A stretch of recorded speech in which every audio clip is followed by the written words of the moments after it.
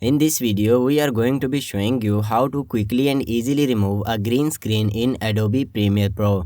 First, open up your project in Premiere Pro and find the clip that has the green screen. Once you have selected it, drag it to your timeline and place it above a new video or image layer. Next, go to the Effects panel and search for Keying. Drag the Ultra Key effect to the green screen clip. In the Ultra Key effect settings, you will see a screen color option. Click on the dropper tool and select the green color in your green screen. Now you can adjust the settings to fine-tune the key. Make sure to adjust the softness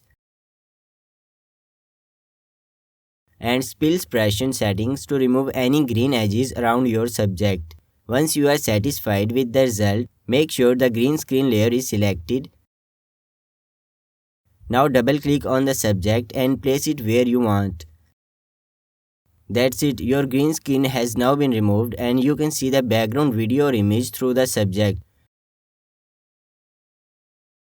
You can also adjust the transparency of the subject by adjusting the opacity of the green screen clip. Thanks for watching this video and don't forget to subscribe our channel.